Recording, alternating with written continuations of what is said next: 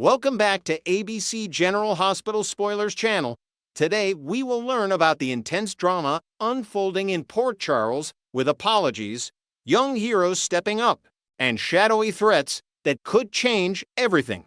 In the heart of General Hospital, Jason Morgan finds himself in a tense confrontation with Britt Westburn, who approaches him with a request that feels like a mountain to climb. Jason, ever the loyal enforcer, immediately promises he'll go to great lengths to assist her. His voice steady, but his eyes revealing a flicker of hesitation when she reveals the full scope of what she's asking, something that strikes at the core of his moral code, perhaps involving tampering with evidence or diving into a web of corporate espionage tied to the hospital's covert research. Britt, still reeling from her recent sharp reprimand to Emma Scorpio Drake over the reckless break-in at Professor Henry Dalton's highly secured lab, looks on with a mix of desperation and frustration as Jason draws a firm line, refusing to cross into territory that could jeopardize innocent lives or his own precarious freedom. This refusal doesn't sit well with her.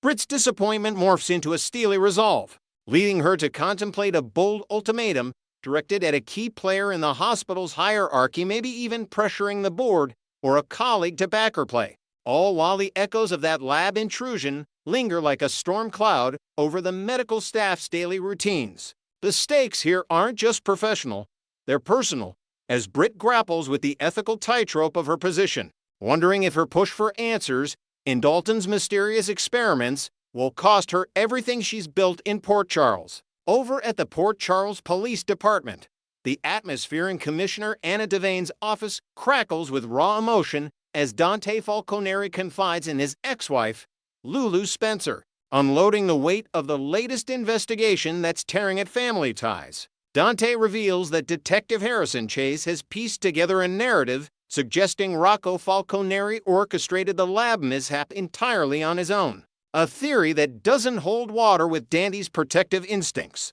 Earlier, in a heated outburst at the hospital, Dante had lashed out at his son Joe Palmieri and Brooklyn Quartermain, pinning the blame squarely on Joe for dragging Rocco into the chaos. His words sharp like daggers forged from paternal fear. But the truth, as Joe and Emma both confirmed during that intense grilling, paints a different picture.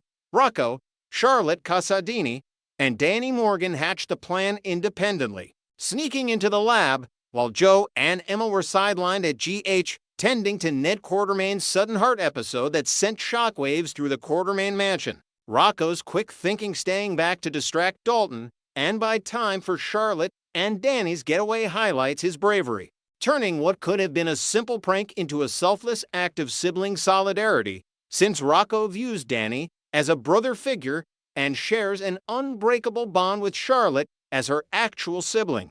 Meanwhile, at the bustling booking desk of the PCPD, Charlotte Casadini and Danny Morgan make a courageous entrance, their young faces set with determination as they declare their intent to surrender and shoulder the blame for the lab escapade. Danny, with a maturity beyond his years, insists they can't let Rocco bear the full brunt of the consequences alone, emphasizing how the trio's adventure was fueled by curiosity about Dalton's secretive work on experimental serums that could revolutionize medicine but also hide darker agendas. Charlotte nods firmly, adding that their diversion was meant to protect their friend, not create a scapegoat, and now they're ready to face whatever lectures or restrictions come their way, from community service to grounded privileges that will test their resolve. This act of accountability doesn't just diffuse the immediate tension, it underscores the evolving dynamics among Port Charles' younger generation, where loyalty trumps fear, and it forces the adults Dante, Lulu, and even Anna to reconsider how they're handling the fallout from a single night of youthful rebellion that exposed cracks in the city's underbelly of hidden labs and corporate intrigue. Shifting gears to a more introspective clash, Jack Brennan sits across from Carly Corinthos in a dimly lit corner of the Metro Court, his piercing gaze meeting hers as he probes deeper into her reservations about their budding connection, only for Carly to fire back with her own probing questions that cut to the heart of trust. Carly's mind races with the central dilemma: can I truly embrace the man you are, shadows and all, as she confronts him directly about the web of WSB deceptions he spun, particularly the lies that endangered her daughter Jocelyn Jax during a high-stakes operation involving counterfeit rings and international spies. Brennan's face darkens with a mix of regret and defiance, hinting at the internal storm brewing.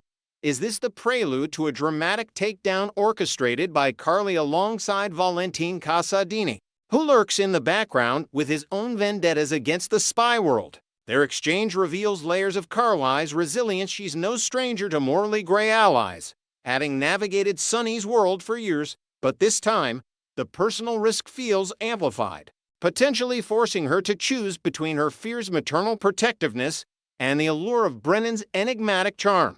As their conversation hangs in the balance, it sets the stage for ripple effects across Port Charles, where secrets from global agencies could unravel local power structures. Deep within the fog-shrouded halls of Windermere, Sidwell paces furiously, his voice a low growl as he vents to his son Marco Rios about a pressing threat that demands swift elimination, snarling that shipping away the culprit will erase their mounting troubles like a bad dream. Sidwell's rage centers on Professor Henry Dalton, whose bungled handling of the secret lab has drawn unwanted police scrutiny and led to its apparent sabotage, framing the innocent Rocco in the process far outpacing even the persistent nuisance of Sonny Corinthos and his waterfront empire. Once, Sidwell had ousted the bumbling Dalton in favor of Britt Westburn's sharper expertise.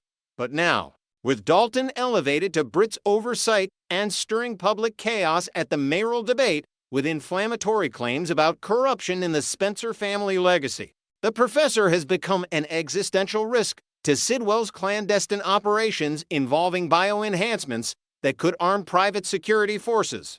Marco listens intently, perhaps suggesting covert relocation tactics or alliances with offshore contacts, as father and son plot to neutralize Dalton before his spectacles ignite a full-blown investigation. This Windermere showdown highlights the precarious balance of power in Port Charles elite circles, where family loyalties clash with ruthless ambition, and one wrong move could expose a network of illicit research that's been humming in the shadows for years. At the imposing steps of the Port Charles courthouse, Sonny Corinthos and Laura Collins huddle in urgent discussion, their alliance forged from shared concern over the election's looming results and the urgent need to shield grandson Rocco from the framing scandal that's painting him as a delinquent. Sonny, drawing from his street-smart wisdom, advises Laura to brace for turbulence, hoping the vote swings in her favor against Dalton's smear campaign, but readying contingency plans that might involve legal maneuvers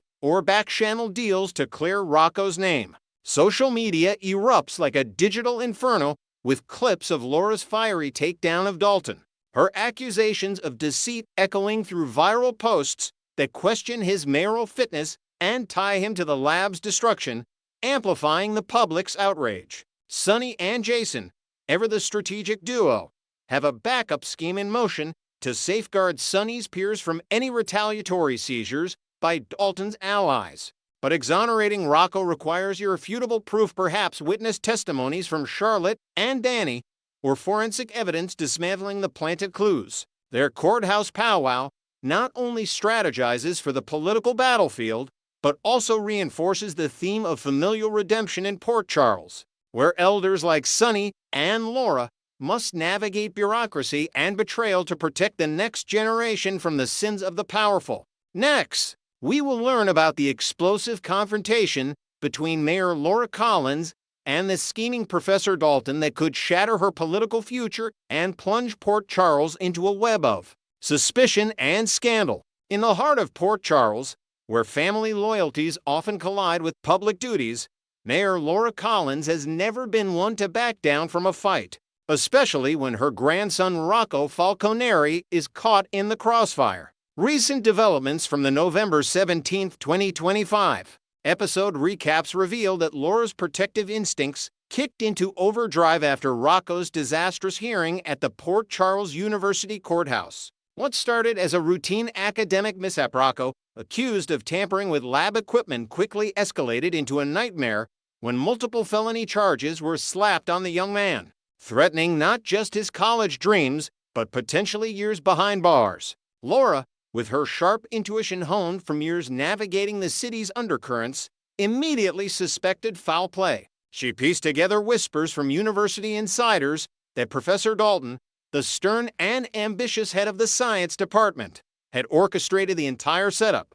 Dalton, known for his ruthless climb up the academic ladder and rumored ties to shadowy funding sources, allegedly sabotaged his own high-tech lab facility, planting evidence like shattered beakers and falsified digital logs to make Rocco the perfect scapegoat. This wasn't just a framed job. It was a calculated move to eliminate competition in a cutthroat grant competition where Rocco's innovative project on sustainable energy sources posed a direct threat to Dalton's pet initiatives. Laura's blood boiled as she realized the professor's betrayal extended beyond academia into personal vendettas, possibly fueled by old grudges against the Falconeri family from Rocco's father Dante's police investigations years ago. As the hearing adjourned in chaos, with judges deliberating behind closed doors, Laura spotted Dalton smirking in the hallway, his smug demeanor confirming her worst fears. Without a second thought, she stormed toward him, her mayoral poise cracking under the weight of grandmotherly fury. The confrontation unfolded like a scene straight out of Port Charles' most dramatic town hall meetings. But this time, it was raw and unfiltered. Broadcast live to an audience of shocked onlookers and eager reporters. According to detailed episode breakdowns, Laura didn't hold back. She unleashed a verbal torrent right there in the bustling courthouse lobby, accusing Dalton of academic sabotage and demanding justice for her grandson on the spot. You think you can destroy a boy's future to save your own crumbling career, she thundered, her voice echoing off the marble walls as smartphones whipped out to capture every heated word. Witnesses described the scene as Electric Laura pointing an accusatory finger, her face flushed with righteous anger, while Dalton stammered defenses about procedural errors and student negligence. The professor, usually composed in his tweed jackets and wire-rimmed glasses, visibly recoiled, his pale complexion turning ashen under the scrutiny. This public outburst wasn't just a family plea, it carried the weight of Laura's mayoral authority, blending her roles as protector and public servant into a spectacle that left bystanders whispering about overreach. Some in the crowd, familiar with Port Charles' tangled alliances, couldn't help but draw parallels to Laura's long-standing friendship with Sonny Corinthos, the enigmatic nightclub owner whose influence looms large over the city's power plays. Had Laura's time rubbing shoulders with the Corinthos crowd rubbed off too much, turning her into a firebrand more suited to mob negotiations than municipal governance? As cameras rolled and social media buzzed with clips of the clash, the incident risked painting Laura as impulsive, her composed image as the steady-handed mayor fracturing before a growing audience of voters. In a town where scandals spread faster than wildfire, this moment could tip the scales in the upcoming election, where her opponent, a slick corporate lawyer, has been hammering on themes of stable leadership in every debate. As the dust settled from the hallway showdown, Laura set aside her mayoral responsibilities, diving headfirst into full-blown grandmother mode, a transformation that highlights the profound personal stakes at play in this storyline. No longer the polished politician crafting policy speeches, she became a relentless advocate, pulling strings through back-channel contacts at the district attorney's office and even enlisting trusted allies like her ex-husband Luke Spencer for off-the-record intel on Dalton's shady dealings. Episode teasers suggest Laura spent the evening poring over security footage from the university lab, spotting inconsistencies like Dalton's late-night access logs that didn't match his alibi of a faculty dinner. Her determination stems from a deep well of family devotion. Rocco, with his wide-eyed innocence and passion for science, reminds her of her own children in their youth, making the injustice feel like a personal assault on the Falconeri legacy. Yet, this fierce protectiveness comes at a cost. Voters who once admired her empathy now question if her biases cloud her judgment, especially with whispers linking the Falconeri name to Sonny's empire. Imagine the polling fallout. Supporters divided between those who see her as a hero standing up to corruption and detractors who brand her a nepotistic meddler. In Port Charles, where elections hinge on perception as much as policy, Laura's emotional investment could alienate the moderate base she needs, turning a winnable race into a nail-biter. Her team scrambles to spin the narrative, releasing statements framing the outburst as a passionate call for accountability in education. But the damage lingers, with local forums lighting up with debates over whether a mayor should prioritize kin over composure. The plot thickens dramatically in the wake of Rocco's hearing, where the young Falconery's world crumbles under the weight of unforeseen legal blows, setting the stage for deeper intrigue and betrayal. On that fateful November 17th episode, what began as a minor infraction spiraled into a prosecutorial ambush, with charges ranging from vandalism to evidence tampering piling up like storm clouds over the harbor. Rocco, portrayed as a bright but naive student more at home in labs than courtrooms, sat stunned as the judge outlined potential prison time, his dreams of a scholarship to a top engineering program evaporating before his eyes. Behind the scenes, Dalton's scheme unraveled in chilling detail.